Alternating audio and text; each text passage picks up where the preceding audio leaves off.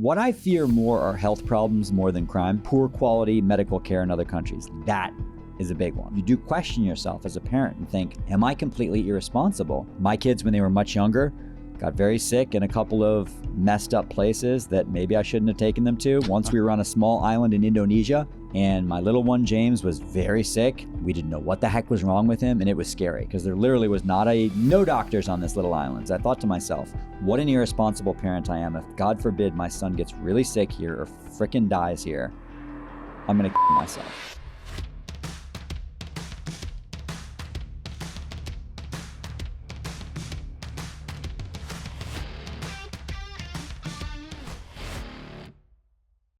All right, welcome to the Eighth Gear Podcast. I'm Joe Faraci. Sabron Walker, co-host. We have an author, avid traveler, phenomenal tennis player. How do I know? I play against him. He's damn good. I'd like to introduce Dave Seminara to the Eighth Gear Podcast. Hey, thank you so much for having me, guys. That's an awesome intro, too. The tennis part is especially is nice of you and kind of you. Thank you so much. We played last night, and yes. So I can reinforce. And Joe is also an awesome tennis player, too. So we're mutual admiration society. And you'll notice that neither of them said that about myself. I'm probably right underneath the two of you. You guys are fours. I'm a 3, 6 and a half. I don't know if I've ever played against you. I don't know if we ever have. I don't think I've ever seen you play. So Sabron's good. He's good. I'm not going to BS and say you're a great tennis player because I've never seen you play. Yeah. And you are also known as the Mad Traveler. Correct. Yes. That's my YouTube moniker, and it's also the name of my most recent book, although that's plural, Mad Travelers, because it's about a British con man who scammed the world's most prolific travelers. So it's plural, Mad Travelers, but that's where it came from. How did you get to... So, okay, the Eighth Gear podcast is all about living your best life. Eighth Gear, I mean, rev it up. You're traveling. Every time I've talked to you, like you've gone to Wimbledon, you're traveling, you're writing, people would look at that lifestyle and say, hey, I want to live that, you know, or some semblance of it. So how did you get into becoming an author and traveler? Joe, a lot of people wait until they're retired to travel, right? I don't know if I'm going to make it that far. You know, I don't know what age I am going to live until. You know, I've got 5 brothers, all of them older than me. One of them has died already, unfortunately, right? And so I don't believe in this philosophy of, you know, it's just chipping away and taking 1 or 2 weeks off per year until you're 65 or 70 and then you get to travel. Because you know what? A lot of people have health problems. You might not be able enough to travel when you get to that age. And travel has been my passion. So my guiding philosophy has always been, I am not going to wait until I'm retired to indulge my passion. So I've been doing that as much as I can over the last number of decades. And at this point, I've been to 82 countries. Wow. I used to not count my countries until I met guys who have been to every country and who are very into counting. And when I wrote this book, Mad Travelers, I got to know the world's most traveled people. And for those guys, you can't even really have a serious conversation with them if you don't know your numbers. So at that point, maybe about 5 years ago, I had to start sitting down and actually counting the number of places I'd been to, because before I didn't really believe in that philosophically. But yeah, I just believe in not complete indulgence, meaning I'm not going to let my family starve and go bankrupt in order to indulge myself and take trips, you know, every week of the year. But I do indulge myself and travel more than most people. And I like doing it the most with my entire family. So I do take solo trips. For example, I was just in Suriname, small little country at the top of South America a few weeks ago, and I did go alone. However, I really enjoy traveling with my kids and with my wife the most. That's what I love to do. Now, did you go there because it was a writing mission, or you just simply wanted to visit the country? Yeah, it's a great question, because most people have never heard of Suriname or know where the hell it is. And most people think it's like in Asia. Where the hell is that country? It's one of those obscure little ones at the top of South America there. I went there because I was in the Foreign Service before I became a writer. I was a diplomat, so I worked in U.S. embassies overseas. And a buddy of mine is the deputy chief of mission at our embassy in Suriname. And he's been there for 3 years, and he's been telling me, man, this is a really cool, neat little country. You got to come down here and see this place. And for me, believe me, I don't need much encouragement to go to any country. I would like to visit every country in the world. I don't think I'm going to achieve that goal because I'm less than half the way there. There's 193 countries in the world. I love that. I was going to say, okay, according what's the to number? The UN, there's 193 is the total, and I'm at only 82. So I don't think I'll make it there, but I don't need much encouragement, man. If somebody tells me a country is interesting, I'm on Google Flights what do we got, baby? How do I get myself down there? So that's how it happened. I love this podcast because this is something I need to get into. I think traveling is so fantastic, and I would enjoy it with the family. And I love the philosophy that don't wait till you're retired, because you don't know what shape you're going to be in. Right. You got to figure out how to enjoy it now. And I think culturally it's so fantastic to include the kids because it broadens their horizons like nothing else. Yeah, you're never going to learn it in a book, in a classroom like this. Absolutely. When did the switch get flipped on you, or how old were you when you were like, traveling is going to be something you do this lifetime? Very, very young. And so in my book, Mad Travelers, I get into wanderlust quite a bit. The book is about this con artist, as I told you, who basically scammed the most traveled people in the world. So these people were trying to get to the ends of the earth, as I say in the subtitle of my book. But these people they'd already been to every country in the world, but they were trying to get to these crazy, insane, remote islands that you need to charter boats to. And this young British con artist was getting them to some of these places. But in any event, I got into some of these motivations in the book of like, why do we travel? How is it that some people can just Google things to satisfy their curiosity, whereas other people need to actually go to the place to satisfy their curiosity? But for me, I think it's a combination of genetics and experience. So my mom is a big time traveler. And I think my mom is she's the OG mad traveler. Like my mom, her level of curiosity cannot be satisfied. She's literally insatiable. So I think part of it is inherited from her. And part of it is just experiential, being taken on trips as a kid and really enjoying them. And so I think from a very young age, I was interested, for example, in like meeting exchange students at our school. Like we had an exchange student in my elementary school from Indonesia. And while I think to most kids are like, oh, Indonesia, who cares? What is that? To me, it was fascinating. So it's just like, oh, this guy's from Indonesia. Where is Indonesia?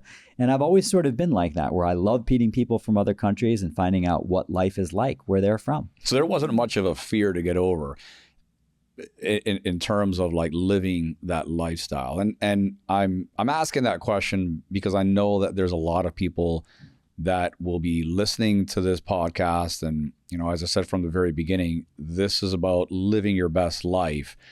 And there are a lot of people that desire or dream of living a certain way. I know I used to do a lot of educational seminars, and people would ask me, like, how did you get influenced? What shaped your mind? How did you overcome the fear?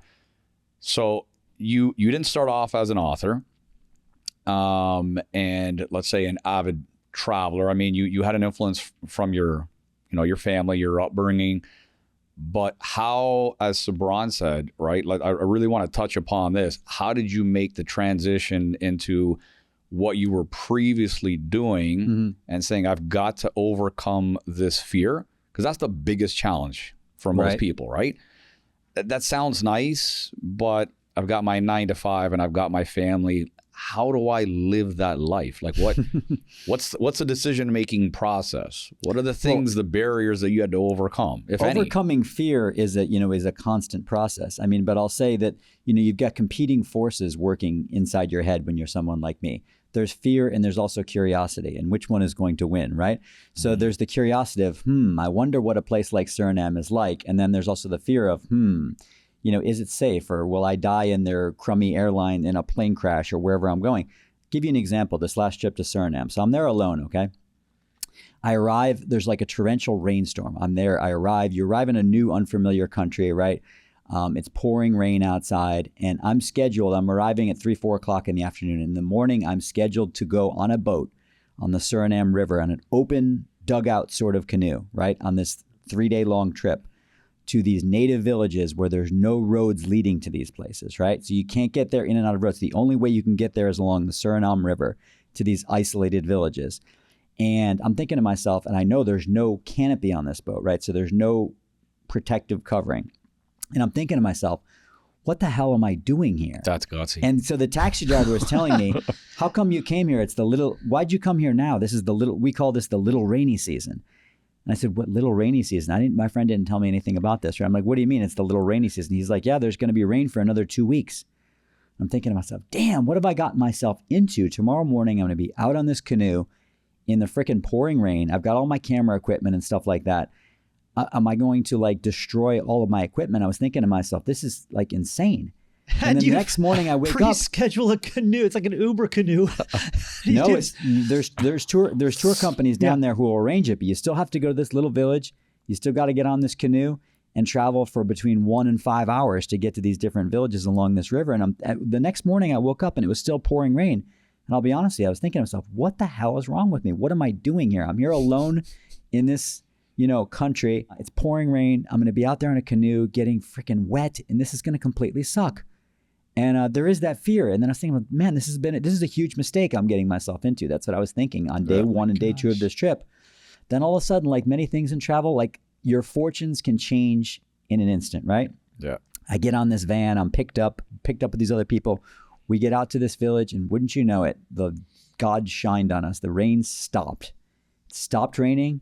I get on this boat, and as it turns out, there's a motor on the canoe. So I wasn't even realizing, too, that we were actually going to be picking up some speed. This is near the equator, right? So it's hot as hell. I get on this boat, and all of a sudden, it's jungle on both sides of me. You're in the pristine Amazon rainforest, right? I want to give you a picture of it. Jungle on one side, jungle on the other side. You're there on the river, and there's a motor, right? So all of a sudden, boom, we take off. You get that nice breeze. Now I've got a breeze going through my hair. The weather is clearing up, and all of a sudden I've gone from, what am I doing here? Oh my God, I want to go home. This is crazy, to I'm in paradise. I could not be happier. You couldn't have wiped the smile off of my face. I was so happy. And when we got to our first stop where we were going to be staying for the night, it was about an hour later on this boat ride. I didn't want the boat ride to end. That's how good it was. I was ecstatic. Wow. And so that's how things can change in a minute. You have these fears, right? But then you have competing forces like the curiosity and the desire to explore. And it's a battle between the one and the other. And sometimes fear wins. For a lot of people, fear wins. And they decide, well, I'm not going to go to that place because it could be dangerous. I might not like it. Or I could get robbed. Or who knows.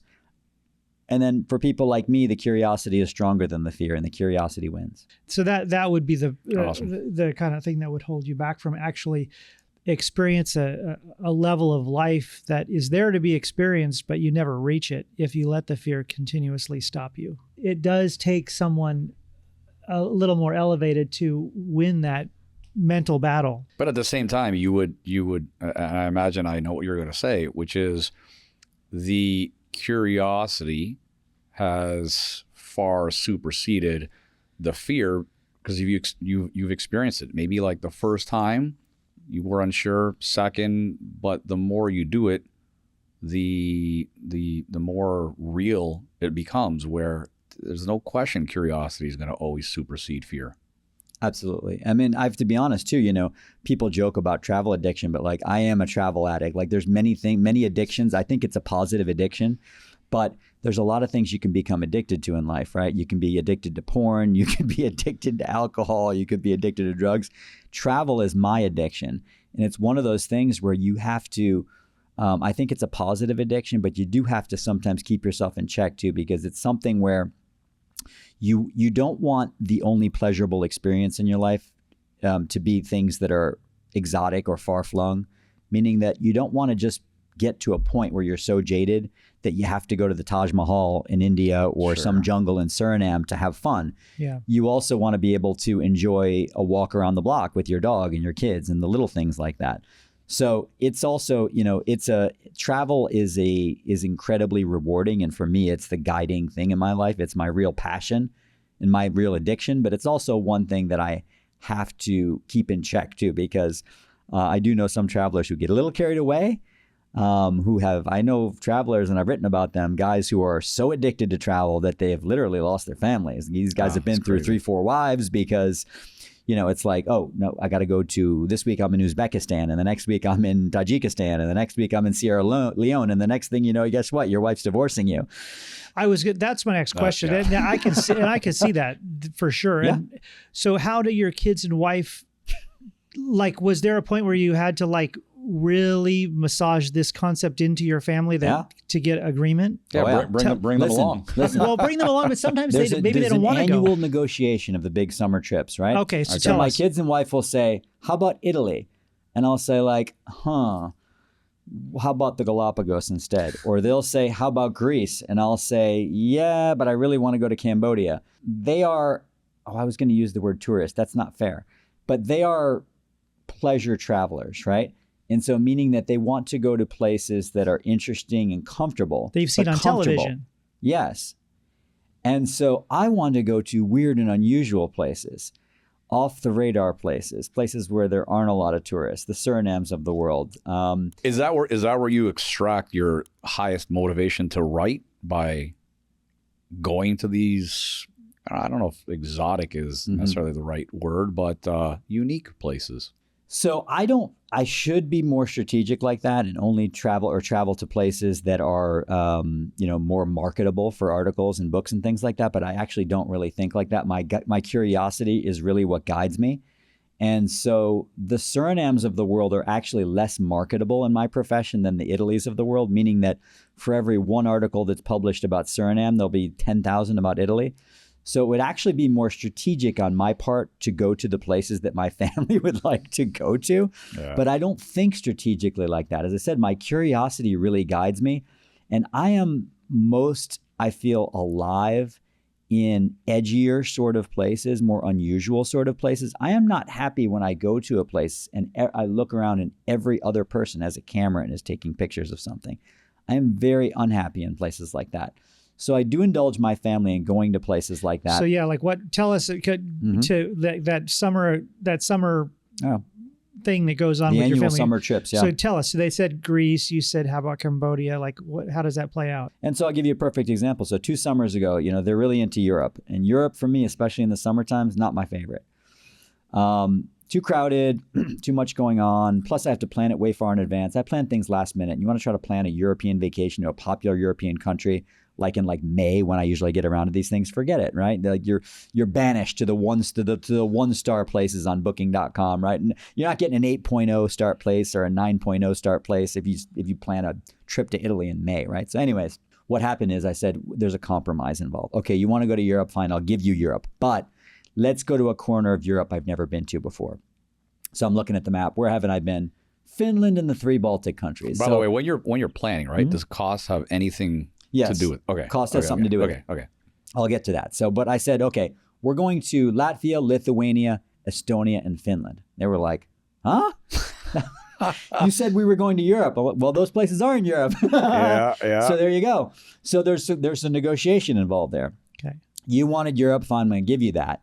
But we're not going to the popular countries in Europe. We're going to go to some different places in Europe. No. And regarding the cost question, yes. So the real blank spot on my traveling resume is Sub-Saharan Africa. Why is that? Not because I do not want to go to Sub-Saharan Africa, but two main reasons. First of all, the cost of bringing your entire family on safaris is insanely exorbitant, for one thing. And the airfares are super high because I'm always paying for 4 airfares, right? Airfares are really expensive. There's no direct flights from Florida to anywhere in Africa.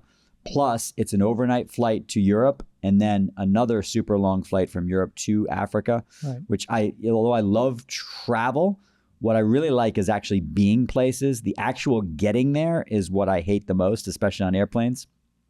So I hate airline travel and the idea of spending, an overnight flight.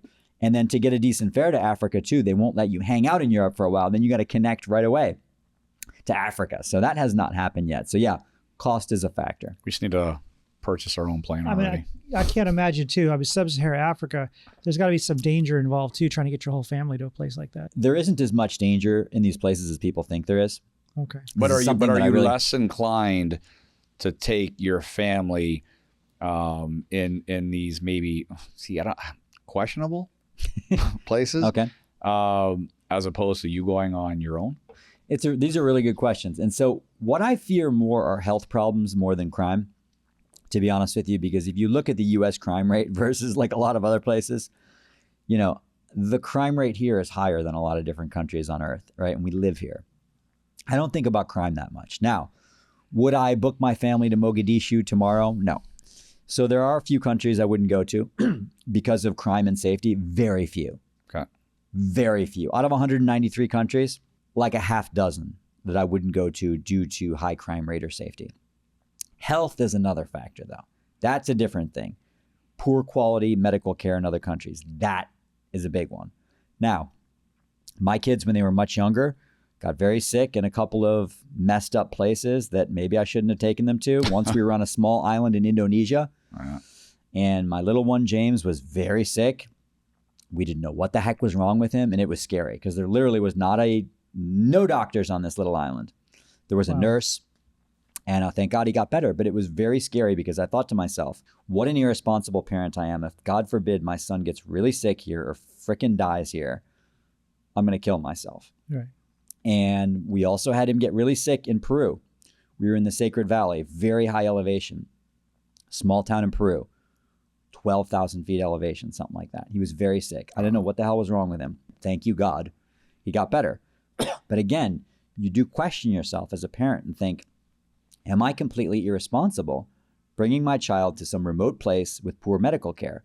It's a constant battle. So have you become more cautious because of those experiences, or just educated yourself more on the healthcare system? After the scare in Peru, my wife said, we're not bringing the kids to any place where the water is not safe to drink for a while. And so for a few years, we did that. And then as they get a little older, you feel a little more confident, like, okay, they're not real little anymore. They're getting to be big boys. My sons are teenagers now. So right now, I worry about it less, but it's in my mind. When I was a diplomat, I worked at the embassy, for example, in Macedonia. That country is now called North Macedonia. One of my colleagues at the embassy was out riding a motorcycle in a rural area of Macedonia when I worked there. And he got into an motorcycle accident. And he died, unfortunately. And there was the thought on all of our minds was that if that had happened in the U.S., would he have survived? Because he didn't die instantly. And you think about that, the quality of the medical care and all of that. So there's no question, after that experience, I've come to realize that, yes, you are taking a risk by being in countries with poor quality healthcare, but it's a risk that I just take. We were conducting business in all places, Vietnam, and I got pretty sick there. That was my first experience of just excessive sickness. I ended up in one of the French hospitals. I don't know if it was in Ho Chi Minh City or Halong Bay. Knocked out, woke up, had IVs, and just thought to myself, what in God's name am I doing here? Was this worth it? It's amazing how when you're booking your next trip, as time passes, you sort of forget that. Yes. Because in that moment, right, it's all amplified. But there is still that thought in the back of your head, all right, well, I'm going to this country. I don't want to experience what I experienced. And I know from, my take is, would I bring my family to a place like that? I don't know. I wouldn't want them to experience what I did. Certainly not. No, and that's very fair. And it's difficult. And I had a lot of internal turmoil when those things happen of thinking, is my travel addiction dangerous to my family? Huh. I thought like that at that time. And, but the thing is that you can get embroiled. We get back to fear again here. You'd never leave your damn house if you considered all the bad things that could go wrong to you. I mean, look at all the people who die in car accidents, within a mile of their house. There's many terrible things that could happen to you in the world. So looking at the business side of this and how your writing and traveling mesh together to really give you a lifestyle that also supports, that you're addicted to and love and supports your family, how do you create this? And what's your sort of day-to-day and thought process about how this works? So, as a writer, I think what you have to do is either be a prolific mega bestseller, which unfortunately I am not, or be very flexible and resourceful. And so what I do is I would love to just write about nothing but travel and sports, really, because those are my two favorite things. But instead, I really have to just take all the offers that come in, as long as they're well-paying. So I end up writing about tons of different stuff, including a lot of things that I'm not super interested in, because, you'd have to make a living, right? And so I write for all sorts of different publications, famous ones, not famous ones, universities. I write for alumni magazines. Whatever offers come in my way, I almost always say yes, unless the money is not enough. So I'm flexible. I love this because I'll be honest, at one point, I've been a marketing and PR guy forever, but I thought, it's almost like far off dream of like, if I could just be a writer and have a cabin in the woods and have a not a typewriter, but a laptop and be a writer, like that. It's an image out of a movie. I think it's like not a realistic concept, probably, because there's so many life things that get in the way. So you have a home office where you write. Yeah. And like online publications, real magazines, and you're in some writers, like how do they even find you? It's not hard to find me. I'm all over the internet, Sebron. It's not hard to find me at all. So when you start writing about certain topics, you become known on them. Okay. And so, for example. And you wrote a book on Roger Federer. Yeah, I wrote a book on Roger Federer. I've written 4 books. So what happens is you write one thing and people see it, editors see it, and then they offer you work on related or unrelated topics. Like, for example, a few months ago, the New York Times asked me to write a 36 hours in St. Pete article. I wrote that. And so when you write articles like that are really, I'm not going to say viral because I don't know how many views it got, but a lot. Yeah. You get offers from other places. So for example, the editor of a Florida magazine called Flamingo Magazine read that article and contacted me and said, hey, I would like you to write articles on X, Y, and Z.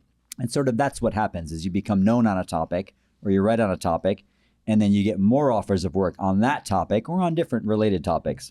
So it wasn't necessarily something strategic. Like you said, all right, here's how I'm going to build my creative writing business. It was, you wrote, people were intrigued, it was appealing enough, and reached out to you to say, hey, we'd like to have you write on this topic or this event.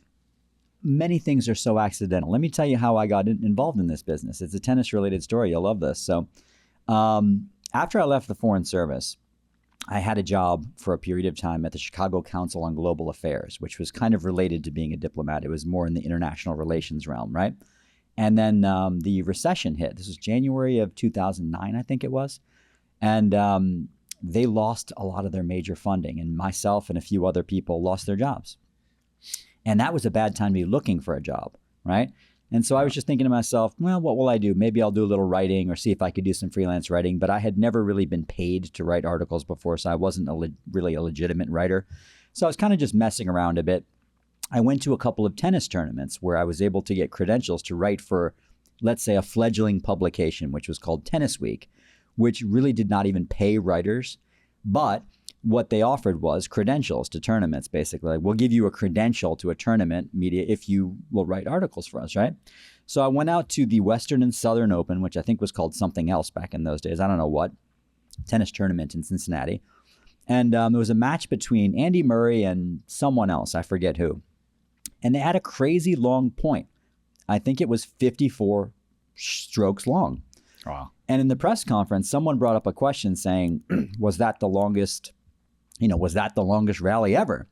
And someone looked it up and was like, no, and it's not even close. The longest rally ever happened in 1984 in an obscure women's tournament in Virginia. And it was 643 shots. And I was like, wait, what? I was like, there was a 643 shot rally?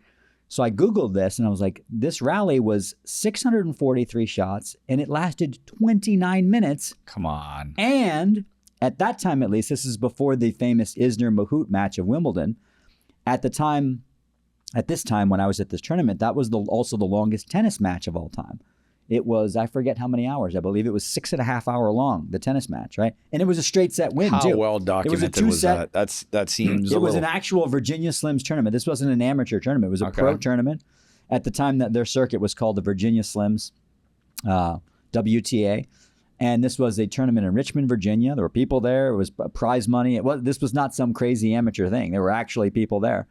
1984, right? And I thought, wow, that is really crazy. And I thought to myself, I knew there was a good story there, and no one had written about it. And I thought, I've got to track down these two women who were involved in that point, in that match, right? And they're obscure women, right? Jean Hepner was one of them, and Vicki Nelson Dunbar was the other one. And I thought, got to track these two women down. And then I realized by a very happy coincidence, this was 2009, it was exactly the 25-year anniversary of the match was coming up as I was getting the idea. But there was a time pressure where, like, I came up with the idea and the anniversary was coming up like a month later. And I'm like, how do I find these women? This is so cool. They weren't out there on the internet. Like, I looked on Facebook, I looked wherever. Couldn't find him, right? So I found one of them because her son, it turned out, was a top-ranked junior. He was like 12 years old. But I thought, I'm not going to contact a 12-year-old. What do I do? I found out what school he went to, and I called the school. Probably not the coolest thing to do, but it worked. The school said they'd pass a message on to the family, and the woman contacted me. The other woman, Jean Hepner, who lost that point in that rally, was much harder to find. Nowhere on the internet, right? But I found there were 5 or 6 Jean Hepners in the country that I could find in phone books, right? I sent a snail mail letter to all 6 of them, all 5 or 6 of them, how many of them there were, saying, if you are the correct Jean Hepner of the longest tennis point, please call me at whatever number. And I thought, it won't happen. A week or 2 later, I get a phone call from Jean Hepner. Bang, I found her. So it's like I found the 2 women involved in the rally, right? I was resuscitating a story that was small, even at the time, just an obscure footnote in tennis history, but a super cool and weird one. And I thought to myself, no one has ever paid me to write anything in my entire life, but I've got a freaking amazing story here. I tracked down these 2 women. The anniversary is coming up. I have a freaking amazing story on my hands. I knew I had gold. Yeah. And I thought, what do I do with it? What do I do with this story? Yeah. My first thought was, okay, this happened in Virginia, in Richmond, Virginia. Maybe I should find the newspaper, whatever the heck the newspaper is called in Richmond, Virginia, and see if they would let me write about it. And then I thought, nah, this is freaking big, man. This story is too big. I'm going to go to the New York Times. Yeah. And then I thought, well, but how do I contact the New York Times? Like I went on their website, like I couldn't find like anybody's email address at the New York Times. They don't publish any of this stuff, right? What do you do, right? So I sent a snail mail letter to the sports editor of the New York Times, who at that time, the guy's name was Tom Jolly. A period of time goes by, and the clock is ticking towards this 25-year anniversary. Are you already writing? Are you writing the story? Story's written. I've written it. You've written it. Just need to sell it at this point, okay, right? How many words is this? It was long. It was like 2,000 words. 2,000 words. Which is way too long for a newspaper article, but I didn't know that at that time. Right. Okay. Yeah. So I got like this big, massive story. Don't know what to do with it. The clock is ticking. This is a magazine article, and you wrote to a newspaper. So anyways, I got this big ass story, right? And I pitched it to Tom Jolly, heard nothing. I thought, damn, this story is just sitting here on my computer and it's going to die, right? Literally 2 or 3 days before the anniversary date, I get a phone call from his secretary saying, Tom wants to publish your story. Wow. I was like, holy shit, really? I was so excited, right? Needless to say. They have one of their editors work on it, right? And send the draft back to me. I get the thing back, and I'm like, what in the hell is this? At first I was like... Condensed it to like a paragraph? I didn't even recognize it. No, I mean, it was like 1,000 words, right? So they cut it in half, right? They changed my lead. Like they changed so many things. And I was like, what is this? Like everything was out of order. It was jumbled up. It was like my story was there, but it was like a jigsaw puzzle. They moved a lot of different things around and cut half of it out. And like, I was like, okay, it's here, but it's not exactly what I thought it was going to be. And as a writer, is that hard to take that sort of... It was at that time because I didn't know what I was doing. I had no idea how the process worked. I knew nothing about anything. So this is your first paid story to the New York Times. Yes. And... That's insane. Wait, it gets better. The story landed on the front page of the sports section, and it became the #1 most emailed story on their website for a period of days. And then like the day after it ran, I get a phone call from NPR wanting to interview me and the women. NPR's Morning Edition did a story about my story. NPR, the radio. Then other tennis publications started to call me. The story went absolutely nuclear. And you knew it. Huh? You knew it. I knew Deep down inside, you knew it. I knew it was an amazing story, but I wasn't sure if anybody would let me tell it and pay me to do so. And then that's how Did you already love tennis? Opened for me. So you already loved tennis before this? I'm a tennis lifer. Yeah. The door opened for me at the New York Times with that story, and I have been periodically writing for them since 2009. That story. That's what it took for me to get my foot in the door there, having a great story like that. I want to emphasize this point right here, which is you used the word accident.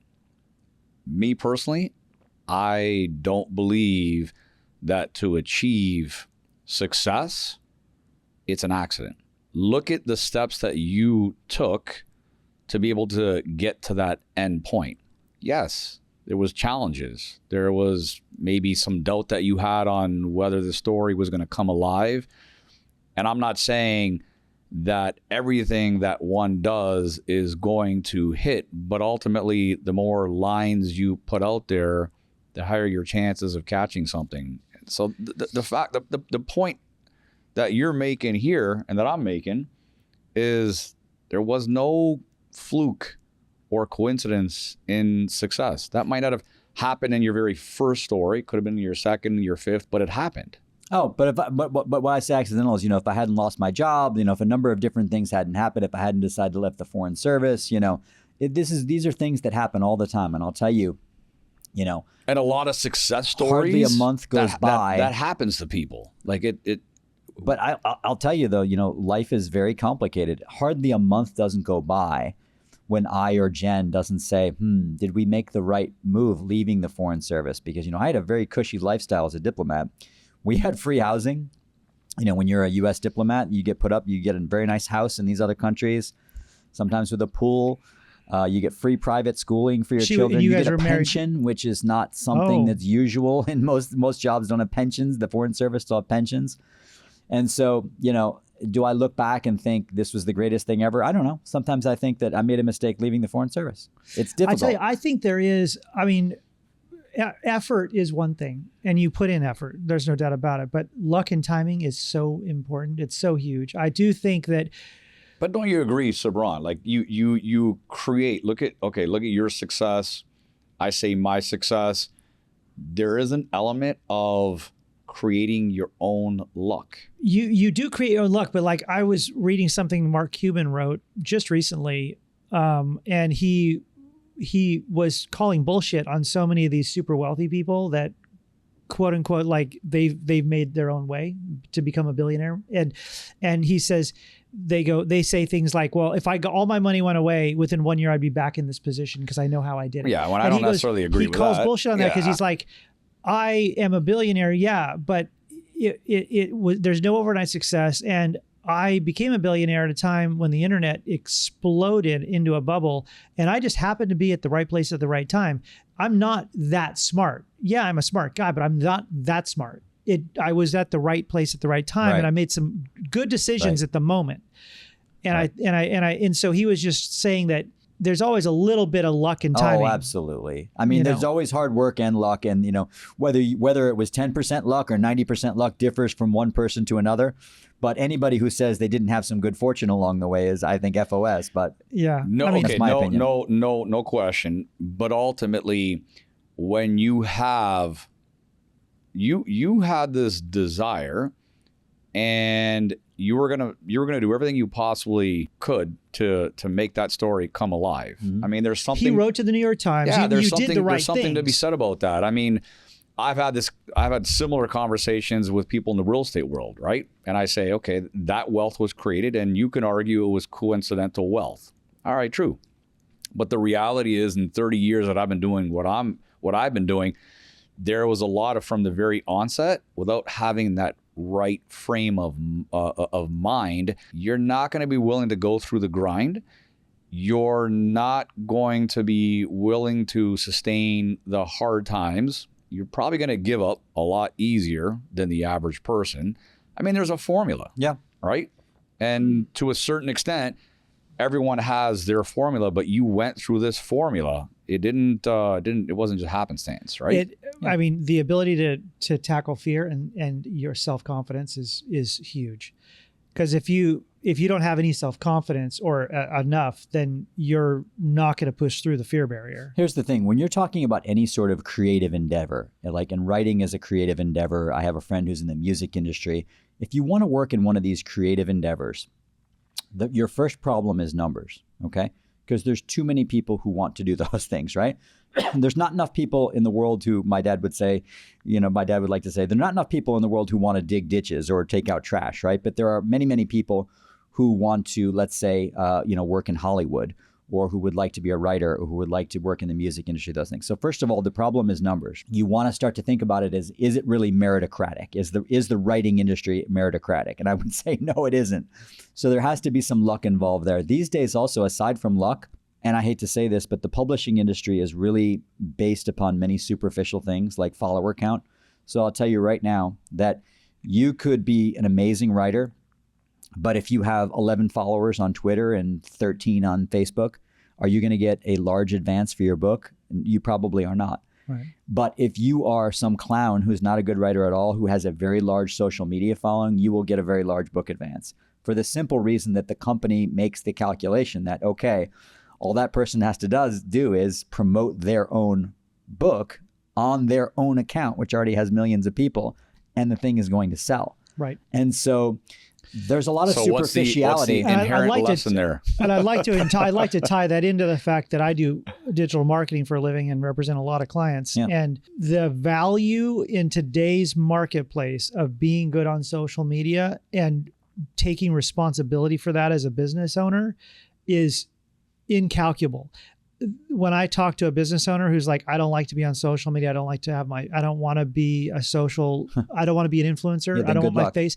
I'm like, I actually have to sit them down and have that conversation that as the owner of your brand, you have to be willing to take responsibility for your presence, because small business owners, they're not going to win against the competition if they don't do it. So, Joe, in answer to your question, what's the takeaway from that is, echoing what Sebron says, is first of all, take social media seriously, because a lot of serious people like to think of social media and diminish it like, who cares? That's just narcissism. It's actually important to have a following. That's number one. Number two, it's sort of a cautionary tale for young people because a lot of young people want to be writers, and I want to just caution them. It isn't just your skill and ability as a writer which will dictate whether you are successful or not. Your success or unsuccess will depend also upon networking, because, I was lucky. I happened to find an editor who was willing to actually look at what they call a slush pile, like letters that you receive or random things. There are many editors who literally they get so many emails, they're not even going to click on your pitch or look at your article if they do not recognize your name. Networking is hugely important in this industry, and social media following are hugely important. And it isn't all just about what is your level of skill. And if you think you're the greatest writer and your professor in college gave you an A+ on your creative writing, nobody cares. Yeah. Well, and that there's a valuable lesson there, and a lot of very successful people totally understand that your network is your net worth, right? So to your point, it's critical, and to speaking to what Sebron said, it's absolutely. And I for one, Sebron knows this because he definitely opened up this world to me. I was completely oblivious to how big social media was. Yeah.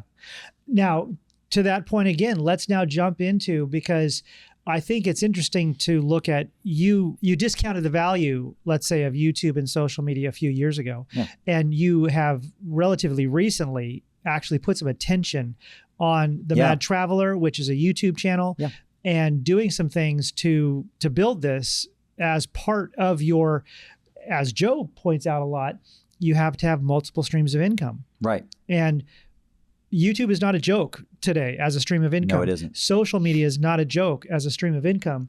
And you've started to push on this. Tell us about that. Yeah. So, I've been making YouTube videos on my Mad Traveler channel for years. But before, let's say, the last year or 18 months, if you look at older videos on my channel, I'm not saying they suck, but they're very amateurish in a way.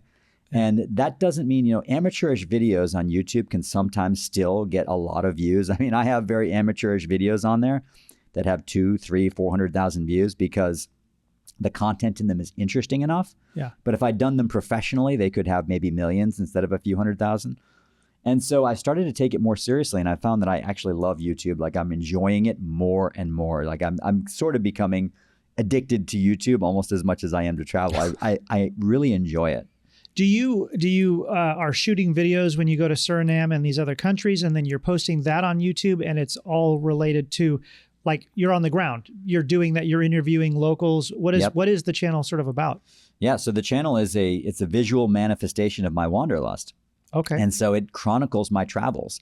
And I do interview people when I travel, and it's also about my experience. So in a way, they are travel vlogs, but they're sort of a mix of journalism and travel vlog. And so if you watch my Suriname series, for example, I've got 6 or 7 videos from Suriname. You will not only get a good sense of the place and about my personal experience, but what the people there are like, what they're thinking, What do they think is the best thing about their country? What do they hate about their country? Do they want to come live in the US? I sort of just indulge my curiosity in these videos. I love that relates right back to when you were a kid and you wanted to learn about the exchange students in your elementary school. Mm-hmm. Like that passion has never left you. Very interesting. As a writer, do your best ideas come from traveling? I guess, like, what's the mindset required? Do you just sit there, start writing because things are coming to you? Is it a set environment, or is it, hey, I'm in this location and I'm motivated, so let me engage in my writing activities? My mind is more alive when I am traveling than anywhere else, because I feel like in my day-to-day life here at home, in some ways you are sleepwalking through. You are not observant when you're in your home environment because everything seems familiar. And when you're in a period of familiarity, you can get into almost like a trance, a sleepwalking trance, where you do not notice things, right? Because the environment is so familiar, you don't notice things. You're not as observant because you're going through life in a routine. When I'm in a completely unfamiliar place, I'm hyper observant and I'm so curious that I'm really attuned. I do not do any writing when I'm in any foreign countries. I see things. I wake up super early as soon as there's first light, and I'm up late. And I devote all of my energy to that place. I take notes, I vlog, I film things, but I don't do any writing until I get home. That's just sort of my process. I think there's something to be said about what you just pointed out there, because I do a lot of wealth building workshops, and I've always educated the public that the best communicators are the ones that are observant and curious, because that breeds this ability to like listen and be totally present. So I can definitely see how when you're out of your comfort zone or familiar four walls, you start to become so much more curious and observant. I can produce my best work when I'm out of my comfort zone. You're talking about comfort zones. Let me give you an example. I have a video up on YouTube right now about one of my adventures in Suriname. On my last day in Suriname, I realized I had a little bit of time before I had to go to the airport. The airport there is like an hour and a half away from the capital. It's way in the middle of nowhere. And I thought, I've got a little bit of time. I want to have one last adventure before I leave this country. What can I do to have one more fun adventure right before I leave that's something on the way to the airport? I'm looking through my guidebook. They mentioned this one village. It's called the Maroon Village. There's a group of people in Suriname called the Maroons. The Maroons are descendants of enslaved people who escaped into the interior. So the Dutch had plantations in this country, okay? And they enslaved people there. And the descendants of these enslaved people who escaped the plantations and went into the jungle, into the forest of this country, they're called the Maroons. And they still live in these isolated villages around the country. A couple of my videos are about visiting Maroon villages, right? So I read there's this one particular Maroon village I had not been to that was somewhere near the airport. But it said in the guidebook, do not go there without a guide, because the people who live there don't like that, or they didn't use the word hostile, but it said basically that you're not supposed to really go there without a guide. Well, I thought, Dave's like, I'm going there. I'm going anyways. That's immediately what I thought, right? So the name of the place is called Santigron. So I just Googled Santigron guide, right? And I found some guy named Kenneth Lazo on LinkedIn. Friend of the guy on LinkedIn said, I'm on my way to your village right now. Don't know if you have time today, but any chance you could show me around, right? I just sent him the friend request with that message, right? And I screenshotted the picture of the guy because I thought what I'm going to do is I'm going to go to this village and I'm just going to show the picture of this guy. If anybody questions me, what are you doing in this village without a guide? I'll say, I'm looking for this guy right here, right? So I screenshot a picture of this guy and I go off to this village. And my whole ride there, my heart is like beating. It's pumping, right? So I'm thinking, also too, so like I'm a white man heading into an entirely black village where I'm being told that they might be hostile to me and they don't like outsiders and there's no way I can blend in. I'm a white dude. Ain't gonna happen, right? So I'm like, I'm nervous on the way there, but I can't stop myself. It's like I have to have this adventure. I want to do it, but I'm also very nervous, right? Yeah. So I get there, I pull up on the edge of the village, right? Before I'm heading into the village itself. This is out in the middle of nowhere in Suriname. Jungle all surrounding this village, right? Tropical environment. Everything is very green and lush. there's a bus stop in the middle of nowhere, like a shelter, 3 beautiful young women sitting on a bench in a bus stop, right? And I thought to myself, oh, I want to talk to them. I really want to talk to them. And then there's that shyness, like I'm afraid, you know what I mean? Like, should I be doing this? Should I even be here? And I thought, I got to do this. I don't right? picture you being shy, by the way. But in an environment like this, I'm nervous. You know what I mean? Like you feel like, what am I doing here? Yeah. Roll the window down, strike up a conversation with them. And also they're wearing, it turned out that they were wearing these very unusual sort of white hats. And it turned out they were in mourning because their uncle had just died. And these were traditional, the name of their tribe is the Saramakans. They were wearing these traditional outfits. You got to see the video. In any event, I'm talking to them and I say, hey, I'm making a travel video. I'd love to put you in my video. Oh, no. Immediately like, no. We can't, etc. We don't want to, etc. Then I continue talking to them. They changed their mind. One of them said, we'd actually like to go to the States. Maybe if we're in a video, some guy there might see us and like us. They're 3 sisters. And so before I know it, we're having this amazing conversation, right? And they're telling me their dreams. They want to go to the U.S. They'd love to meet men in the U.S. and immigrate to the U.S. And it's like a minute ago, I was just a shy stranger in my car, in my rental car, afraid to come to your village, afraid to roll down my window, afraid to strike up a conversation with you.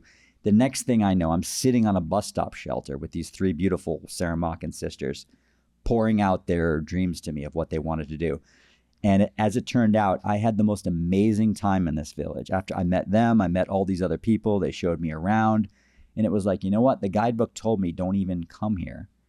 And it turned out to be the best experience I had on the trip. When you get outside your comfort zone like that and you do overcome your fears, sometimes the reward for doing so is so high that the next time I'm in that situation, I'm not going to hesitate before I just do it. That is such a valuable lesson. But if you want to watch that video, then since I'm describing it to you in detail, the title of it on the YouTube channel is, I was warned to avoid this maroon village. So look for that video. On the 8th Gear podcast, we've got a fire rapid series of questions. Okay.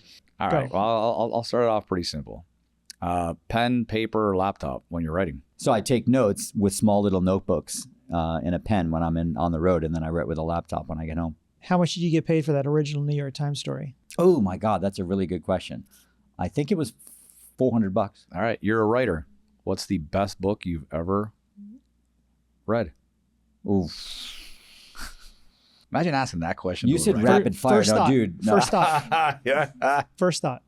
I'm thinking The Great Railway Bazaar. It's one of my favorite books of all time by Paul Theroux. Favorite movie? Caddyshack. Awesome. I love that. It's probably not my very favorite of all time, but it's the first one that comes to mind that I really like. What would be your dream project? Damn, these are difficult questions. Rapid fire, dude. You're asking super hard questions. Dream project.